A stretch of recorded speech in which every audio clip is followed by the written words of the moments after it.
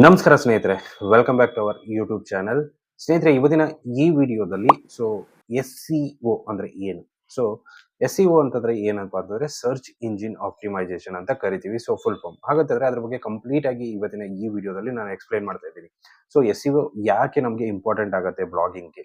So ಬ್ಲಾಗಿಂಗ್ಗೆ S E ಒ ಇದ್ರೆ ಮಾತ್ರ traffic ಬರುತ್ತಾ, ಇಲ್ಲ ಅಂದ್ರೆ ಬರಲ್ವಾ? ಅದ್ರ ಬಗ್ಗೆ ಕಂಪ್ಲೀಟ್ ಆಗಿ ಎಕ್ಸ್ಪ್ಲೈನ್ ಮಾಡ್ತೀನಿ. ಎಸ್ ಸಿ ಒ ಅಂದ್ರೆ ಏನು, ಎಸ್ ಸಿ ಒ ಅಲ್ಲಿ ಏನೇನು ಸ್ಟೆಪ್ಸ್ ಬರುತ್ತೆ, ಏನೇನು ಟೈಪ್ಸ್ ಬರುತ್ತೆ, ಅದನ್ನೆಲ್ಲ ಯಾವ ತರ ಮಾಡೋದು ಅನ್ನೋದನ್ನ ಕಂಪ್ಲೀಟ್ ಆಗಿ ಎಕ್ಸ್ಪ್ಲೈನ್ ಮಾಡ್ತೀನಿ. ವಿಡಿಯೋನ ಕೊನೆವರೆಗೂ ನೋಡಿ. ಇಷ್ಟ ಆದ್ರೆ ಒಂದು ಲೈಕ್ ಮಾಡೋದನ್ನ ಮರಿಬೇಡಿ. ಸೊ ಮೊದಲಿಗೆ ಏನಂತಂದ್ರೆ ಎಸ್ ಸಿ ಒ ಅಂದ್ರೆ ಏನು ಅಂತಂದ್ರೆ ನೋಡಿದ್ವಿ. ಇವಾಗ ನಮ್ಮೊಂದು ಬ್ಲಾಗ್ ಇದೆ ಅನ್ಕೊಳ್ಳಿ. ಬ್ಲಾಗ್ಗೆ ಆರ್ಗ್ಯಾನಿಕ್ ಆಗಿ ಅಂದ್ರೆ ಗೂಗಲ್ ಕಡೆಯಿಂದ ಆಗಿರ್ಬೋದು, ಯಾವುದೋ ಒಂದು ಸರ್ಚ್ ಇಂಜಿನ್ ಕಡೆಯಿಂದ ನಮಗೆ ಟ್ರಾಫಿಕ್ ಬರ್ಬೇಕಪ್ಪ ಅಂತಂದ್ರೆ ಎಸ್ ಸಿ ಒ ಹೆಲ್ಪ್ ಆಗುತ್ತೆ. ಅದನ್ನ ನಾವು ಎಸ್ ಸಿ ಒ ಅಂತ ಕರಿತೀವಿ. ಅಂದ್ರೆ ಟ್ರಾಫಿಕ್ ಬರೋದಕ್ಕೆ ನಾವು ಎಸ್ ಸಿ ಒ ಅಂದ್ರೇನೆ ಕರಿತೀವಿ. ಎಸ್ ಸಿ ಒ ಮಾಡಿದ್ರೆ ಮಾತ್ರ ನಮ್ಗೆ ಏನಂದ್ರೆ ಆರ್ಗ್ಯಾನಿಕ್ ಆಗಿ ನಮ್ಗೆ ಟ್ರಾಫಿಕ್ ಬರುತ್ತೆ. ಸರ್ಚ್ ಇಂಜಿನ್ ಆಪ್ಟಿಮೈಸೇಷನ್ ಅಂದ್ರೆ ಎಸ್ ಇ ಒ. ಹಾಗಂತಂದ್ರೆ ಇದರಲ್ಲಿ ಎಷ್ಟು ಟೈಪ್ಸ್ ಬರುತ್ತೆ, ಯಾವ್ಯಾವ ಟೈಪ್ಸ್ ಬರುತ್ತೆ, ಏನೇನೆಲ್ಲ ನಾವು ಮಾಡ್ಬೇಕಾಗತ್ತೆ. ಮೊದಲಿಗೆ ಏನಂತಂದ್ರೆ ಎಸ್ ಸಿ ಒ ನಾವು ಮಾಡಬೇಕು ಅಂತಂದ್ರೆ ಕೀವರ್ಡ್ ರಿಸರ್ಚ್ ತುಂಬಾ ಇಂಪಾರ್ಟೆಂಟ್ ಆಗುತ್ತೆ. ಸೊ ಟಾರ್ಗೆಟೆಡ್ ಕೀವರ್ಡ್ಸ್ ಅನ್ನ ನಾವು ಫೈಂಡ್ ಮಾಡಬೇಕಾಗುತ್ತೆ. ಅದ್ರ ಬಗ್ಗೆ ಅಂದ್ರೆ ಒಂದು ಕೀವರ್ಡ್ಸ್ ಏನಿರುತ್ತಲ್ಲ, ಟಾರ್ಗೆಟೆಡ್ ಕೀವರ್ಡ್ ಏನಿರುತ್ತೆ ಅದ್ರ ಬಗ್ಗೆ ನಾವು ರಿಸರ್ಚ್ ಮಾಡಬೇಕಾಗುತ್ತೆ. ರಿಲೇಟೆಡ್ ಕೀವರ್ಡ್ಸ್ ಗಳನ್ನ ತಗೋಬೇಕಾಗುತ್ತೆ. ಅದೇ ರೀತಿ ಲಾಂಗ್ ಟೇಲ್ ಕೀವರ್ಡ್ಸ್ ಅಂತಂದ್ರೆ ಜಾಸ್ತಿ ಲೆಂತ್ ಇರುವಂತ ಕೀವರ್ಡ್ಸ್ ಗಳನ್ನ ನಾವು ಹುಡುಕ್ಬೇಕಾಗತ್ತೆ. ಅದೇ ರೀತಿ ಎಷ್ಟು ಜನ ಸರ್ಚ್ ಮಾಡ್ತಾ ಇದ್ದಾರೆ ಆ ಕೀವರ್ಡ್ಸ್ ಗಳಲ್ಲಿ, ಅದೇ ರೀತಿ ಅದನ್ನೆಲ್ಲ ಕಂಪ್ಲೀಟ್ ಆಗಿ ನಾವು ರಿಸರ್ಚ್ ಮಾಡಬೇಕಾಗುತ್ತೆ. ಕೀವರ್ಡ್ ರಿಸರ್ಚ್ ಅಂತಂದ್ರೆ ಕೆಲವೊಂದು ಟೂಲ್ಸ್ ಗಳಿದೆ. ಆ ಟೂಲ್ಸ್ ಗಳನ್ನ ನಾವು ಯೂಸ್ ಮಾಡ್ಕೊಂಡು ಕೀವರ್ಡ್ಸ್ ಗಳನ್ನ ರಿಸರ್ಚ್ ಮಾಡಬಹುದು. ರಿಸರ್ಚ್ ಮಾಡ್ಕೊಂಡು ಆಮೇಲೆ ಏನ್ ಮಾಡೋದಪ್ಪ ಅಂತಂದ್ರೆ ಆ ಒಂದು ಕೀವರ್ಡ್ಸ್ ಗಳನ್ನ ನಮ್ಮ ಒಂದು ಬ್ಲಾಗ್ ಪೋಸ್ಟ್ ಗಳಲ್ಲಿ ಇನ್ಕ್ಲೂಡ್ ಮಾಡ್ಕೊಂಡು ನಮ್ಮ ಕಂಟೆಂಟ್ ಅಲ್ಲಿ ಒಂದು ಬ್ಲಾಗ್ ಅನ್ನ ಪೋಸ್ಟ್ ಅನ್ನ ಕ್ರಿಯೇಟ್ ಮಾಡಬೇಕಾಗುತ್ತೆ.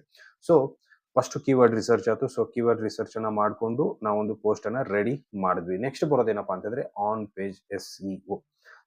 On page S E O ದಲ್ಲಿ ನಾವು ಏನೇನ್ ಮಾಡಬೇಕು? ಟೈಟಲ್ ಟ್ಯಾಗ್ಸ್ ತುಂಬಾ ಇಂಪಾರ್ಟೆಂಟ್ ಆಗುತ್ತೆ.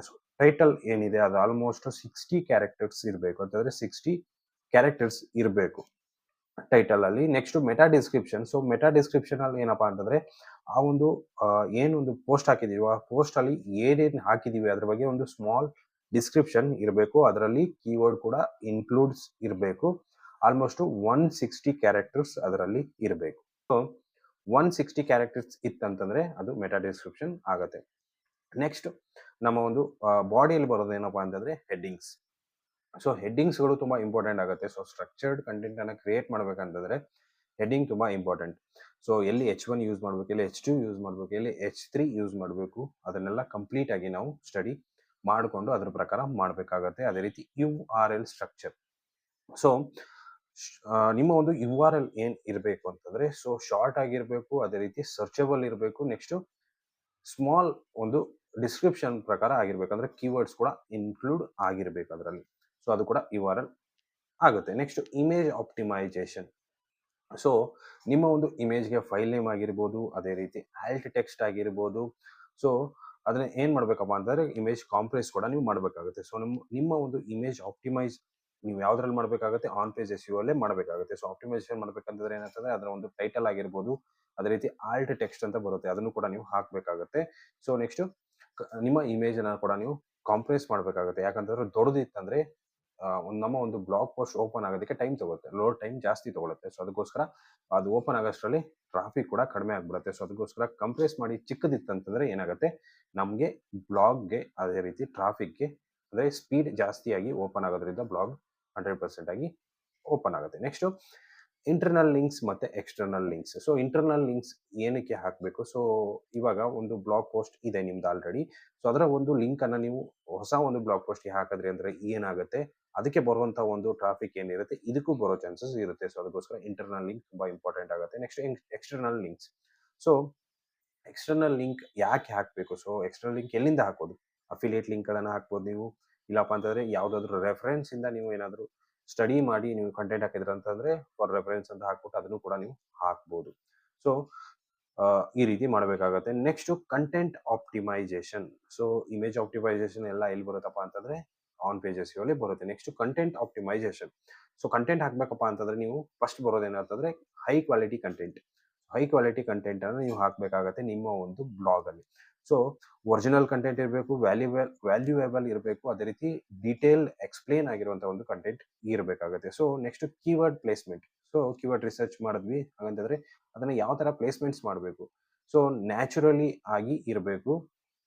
ಅದೇ ರೀತಿ ಎಲ್ಲೆಲ್ಲಿ ಯೂಸ್ ಮಾಡ್ಬೇಕಪ್ಪ ಅಂತಂದ್ರೆ ಇಂಟ್ರೊಡಕ್ಷನ್ ಅಲ್ಲಿ ಮಾಡಿರ್ಬೇಕು, ಹೆಡ್ಡಿಂಗ್ಸ್ ಅಲ್ಲಿ ಮಾಡಿರ್ಬೇಕು, ಮತ್ತೆ ಥ್ರೂಔಟ್ ಕಂಟೆಂಟ್ ಅಲ್ಲಿ ಕೂಡ ನೀವೇನಪ್ಪಾ ಅಂತಂದ್ರೆ ಮೆನ್ಷನ್ ಮಾಡಿರ್ಬೇಕು. ಅದು ನ್ಯಾಚುರಲಿ ಆಗಿರಬೇಕು, ಫೋರ್ಸ್ಫುಲಿ ಆಗಿ ಹಾಕಿರೋಂಗಿಲ್ಲ.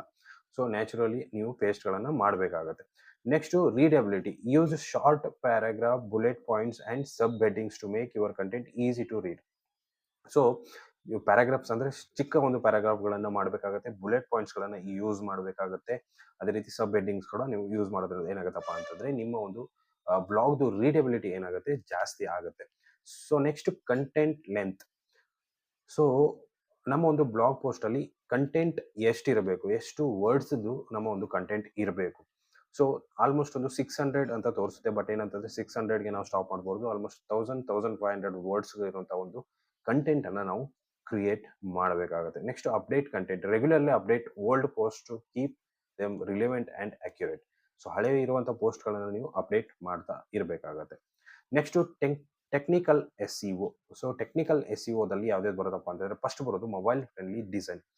ಸೊ ನಮ್ಮ ಒಂದು ದೇಶದಲ್ಲಿ ಅಂತ ಹೇಳ್ಬೇಕಂತಂದ್ರೆ ಕಂಪ್ಯೂಟರ್ಗಿಂತ ಮೊಬೈಲ್ಗಳನ್ನೇ ಜಾಸ್ತಿ ಯೂಸ್ ಮಾಡ್ತಾರೆ. ಅದೇ ರೀತಿ ನಮ್ಮ ಒಂದು ಬ್ಲಾಗ್ ಪೋಸ್ಟ್ಗಳು ಮೊಬೈಲ್ ಅಲ್ಲಿ ಕರೆಕ್ಟ್ ಆಗಿ ಆಪ್ಟಿಮೈಸ್ ಆಗಬೇಕು. ಸೊ ಕರೆಕ್ಟ್ ಆಗಿ ಆಪ್ಟಿಮೈಸ್ ಆಗ್ಬೇಕಂತಂದ್ರೆ ನಾವೇನ್ ಮಾಡಬೇಕಾಗತ್ತೆ, ನಮ್ಮ ಒಂದು ಬ್ಲಾಗ್ ಏನಿದೆ ಅದು ಮೊಬೈಲ್ ಫ್ರೆಂಡ್ಲಿ ಆಗಿರಬೇಕು. ಸೊ ಅದಕ್ಕೆ ಅಂತಾನೆ ಕೆಲವೊಂದು ಪ್ಲಗಿನ್ಸ್ ಬರುತ್ತೆ, ನೀವು ಅದನ್ನ ಯೂಸ್ ಮಾಡ್ಬೋದು.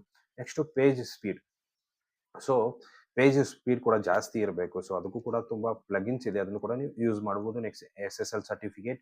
ಸೊ SSL ಸರ್ಟಿಫಿಕೇಟ್ ಕೂಡ ತುಂಬಾ ಇಂಪಾರ್ಟೆಂಟ್ ಆಗುತ್ತೆ, ಅದು ಕೂಡ ನೀವು ಹಾಕಿರ್ಬೇಕಾಗುತ್ತೆ. XML ಸೈಟ್ ಮ್ಯಾಪ್ಗಳನ್ನ ನೀವು ಗೂಗಲ್ ಸರ್ಚ್ ಕನ್ಸೋಲ್ ಅಲ್ಲಿ ಹಾಕಿರಬೇಕು. ನೆಕ್ಸ್ಟ್ robots.txt ಫೈಲ್ ಕೂಡ ಹಾಕಿರಬೇಕು. ಸ್ಟ್ರಕ್ಚರ್ಡ್ ಡಾಟಾ ಇರಬೇಕು. ಅದರಂತೆ ಸ್ಕೀಮಾ ಮಾರ್ಕಪ್ ಅದು ಇದೆಲ್ಲ ಬರುತ್ತೆ, ಅದನ್ನೆಲ್ಲ ನೀವು ಮಾಡಬೇಕಾಗುತ್ತೆ. ಸೊ ನೆಕ್ಸ್ಟ್ ಬರೋದು ಯಾವ್ದಪ್ಪ ಅಂತಂದ್ರೆ ಆಫ್ ಪೇಜ್ SEO. ಸೊ ಇದರಲ್ಲಿ ಏನಪ್ಪಾ ಅಂತಂದ್ರೆ ಬ್ಯಾಕ್ ಲಿಂಕ್ಸ್ ಬರುತ್ತೆ, ಸೋಷಿಯಲ್ ಮೀಡಿಯಾ ಪ್ರಮೋಷನ್ಸ್ ಬರುತ್ತೆ, ಎಂಗೇಜ್ ಇನ್ ಕಮ್ಯುನಿಟೀಸ್ ಬರುತ್ತೆ. ಅಂತಂದ್ರೆ ನಿಮ್ಮ ಒಂದು ಏನ್ ಒಂದು Q&A ಇರುತ್ತಲ್ಲ, ಸೊ ಅದರಲ್ಲೆಲ್ಲ ನೀವು ಹಾಕ್ಬೋದು.